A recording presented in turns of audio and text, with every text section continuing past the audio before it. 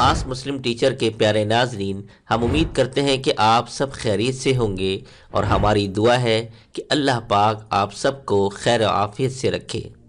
محترم ناظرین و سامعین، مجھے اکثر و بیشتر یہی سوالات موصول ہوتے ہیں کہ گھروں میں طرح طرح کی مالی پریشانیاں ہیں۔ انسانوں کی زندگی میں بہت سے خوف ہیں، جن میں سے ایک بڑا خوف تنگ دستی کا ہے۔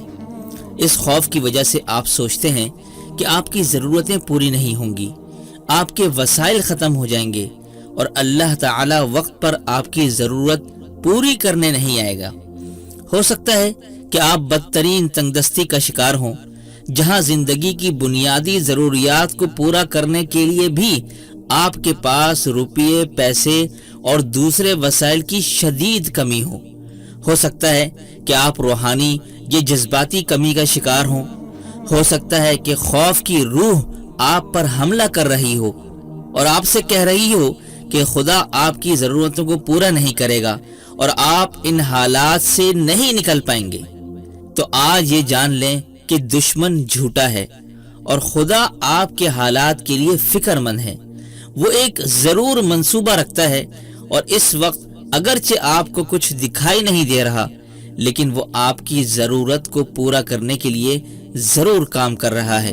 اور اللہ تعالیٰ ہی جانتا ہے کہ معجزانہ طور پر آپ کی ضرورت کو کب اور کس طرح مہیا کرنا ہے۔ آپ کی ضرورتوں کی نوعیت کیسی ہی کیوں نہ ہو، روپیے، پیسے، جسمانی، جذباتی، روحانی، آپ کو کسی بھی کمی سے ڈرنا نہیں چاہیے۔ اللہ تعالیٰ آپ کو مہیا بھی کرے گا، تسلی دے گا، توانائی دے گا اور صحیح مقام پر لے جائے گا۔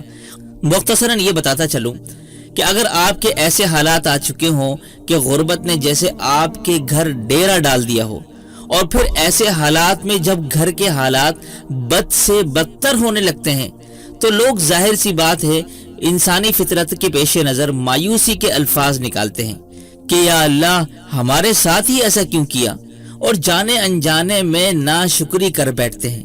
اور حدیث میں آتا ہے کہ کاد الفقر ان یکون کفرا، کہ فقر اور تنگ دستی کفر کی طرف لے جاتی ہے۔ تو اللہ تعالیٰ سے یہی دعا ہے کہ اللہ تعالیٰ ہمیں ایسے حالات سے ہمیشہ محفوظ فرمائے اور محتاجگی سے بچائے۔ باقی آج میں آپ کے سامنے صرف 2 ایسے زبردست اور آسان عمل لے کر آیا ہوں کہ اگر آپ خوب مالدار خوشحال بننا چاہتے ہیں تو صرف 2 عمل آج ہی سے کرنا شروع کر دیں۔ میں نے ویسے تو کافی اعمال بتلائے ہیں، مگر جو آج کا عمل ہے وہ انتہائی آسان بھی ہے اور انتہائی مجرب بھی ہے۔ اب یہ جو میں جملہ کہنے جا رہا ہوں، اس جملے کو ذرا غور سے سنیے گا اور یاد رکھیے گا کہ انشاءاللہ رزق زمین کے 7 تہوں میں سے بھی نکل کر آئے گا۔ یہ ایسا لاجواب اور حیران کر دینے والا عمل ہے، اور انشاءاللہ آپ سب کی زندگیاں بدل جائیں گی۔ تو آج کے عمل کی جانب بڑھنے سے پہلے آپ تمام نئے آنے والے حضرات سے گزارش کروں گا کہ اگر آپ اسلامی معلومات اور روحانی و جسمانی علاج میں دلچسپی رکھتے ہیں تو آپ ہمارے چینل کو یوں سبسکرائب کیجئے، برابر میں لگے بیل آئیکن کو کلک کر کے آل نوٹیفیکیشن کو لازمی آن کر لیجئے تاکہ آپ کے پاس بر وقت نوٹیفیکیشن مل سکے۔ جزاکم اللہ خیر۔ تو محترم ناظرین و سامعین، آج کا عمل انتہائی توجہ چاہتا ہے۔ اگر آپ امیر ہیں تو امیر ترین بن جائیں گے، اور اگر آپ غریب ہیں تو غربت کا نام و نشان مٹ جائے گا۔ بس آپ نے یہ 2 کام کرنے ہیں۔ رسول اللہ صلی اللہ علیہ وآلہ وسلم نے حضرت نوح علیہ السلام کا قصہ سنایا کہ جب نوح علیہ السلام جب دنیا سے جانے لگے تو انہوں نے اپنے 2 بیٹوں کو بلایا اور فرمایا آمرکما بسبحان اللہ وبحمدہ، کہ بیٹو میں جاتے جاتے تمہیں ایک تحفہ دیتے جا رہا ہوں، زندگی میں یہ لفظ پلے سے باندھ لیں، اس کو کبھی مت چھوڑنا۔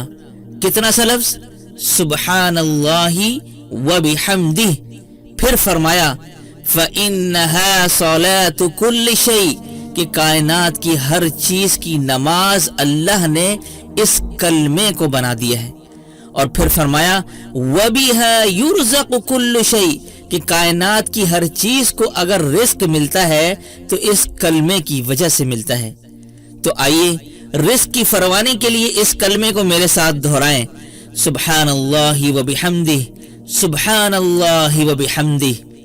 साइकिल चलाते वक्त, मोटरसाइकिल चलाते वक्त, गाड़ी चलाते वक्त, बिस्तर पर बैठे हों, लेटे हों, चलते फिरते, जिस हाल में भी हों, जो बंदा भी सुबहान अल्लाह व बिहम्दिही पढ़ता रहता है, उसका रिस्क जमीन के 7वें तह में भी अगर पड़ा हो, अल्लाह ताला वहां से भी उठाकर अता करता है।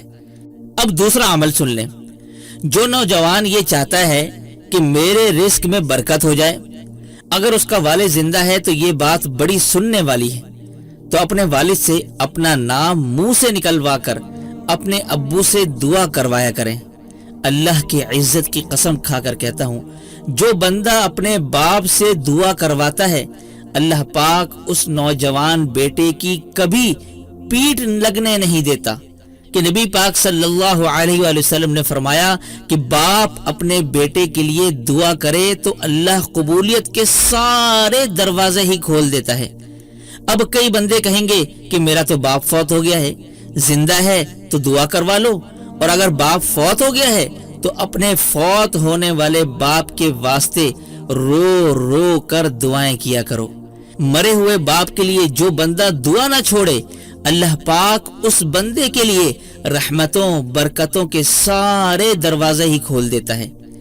दो काम करो अगर बरकत चाहते हो तो, एक सुबहान अल्लाह व बिहम्दिही, दूसरा बुजुर्गों को चाहिए कि अपने बेटों का नाम लेकर दुआ करें, तहज्जुद के टाइम नाम लेकर दुआ करें।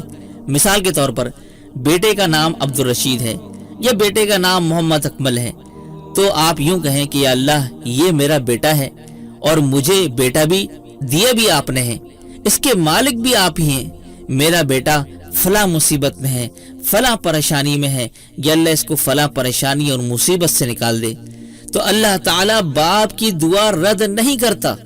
या अल्लाह मैं इसका बाप हूँ, या अल्लाह मेरे बेटे के अंदर, मेरे इस बेटे के हक में मेरी दुआ कबूल फरमा। तो मेरी तमाम वालिदैन से गुजारिश है कि बेटों के नाम ले लेकर दुआ करें, बच्चों के नाम लेकर दुआ करें और उन पर गुस्सा बिल्कुल भी ना करें। मुझे ईमानदारी से आप लोग बताएं, हम बच्चों वाले हैं, कितनी दफा हमने स्पेशल तहज्जुद की टाइम में उठकर बेटों और बेटियों का नाम लेकर उनके लिए दुआ की। नाम ले लेकर दुआ करो, ये हदीस बीच में रखकर इसका वसीला पाकर दुआ करो कि तेरे नबी पाक सल्लल्लाहु अलैहि वसल्लम की हदीस है कि तू वालिद की दुआ रद्द नहीं करता। और जो मेरा भाई रिस्क की वजह से परेशान है, वो एक तो सुबहान अल्लाह व बिहम्दिही पढ़े, और दूसरा दुआ किससे करवानी है? बाप को गालियां निकाल कर बापों से दुआएं करवाते फिरते हो। बाप से तुमने माथे पर बल डाले हुए हैं, 2 महीने हो गए हैं, सीधी मुंह बात तक नहीं करते, तो बताओ मलंग का हाथ फेर कर तुम्हें आखिर क्या मिलेगा? अरे लोगों, बरकतें तो तुम्हारे घर में मौजूद हैं, रहमतें तो तुम्हारे घर में मौजूद हैं। तो अल्लाह ताला से यही दुआ है कि अल्लाह ताला हम सब की मुश्किलात को आसान फरमाए और हम सबको अपने सिवा ता हयात किसी का भी मोहताज ना बनाए। आमीन या रब्बल आलमीन। तो उम्मीद करते हैं नाजरीन आज का अमल आप लोगों को पसंद आया होगा। पसंद आने पर वीडियो को लाइक कीजिएगा और सदक़े जारिया की नीयत से आप लोग ये अमल ज़्यादा से ज़्यादा शेयर कीजिएगा ताकि इस नेक काम में आप लोगों का भी हिस्सा डल सके। तो दीजिए मुझे इजाज़त, तब तक अपना और अपनों का ढेर सारा ख्याल रखिएगा। अस्सलामु अलैकुम वरहमतुल्लाहि वबरकातुहू।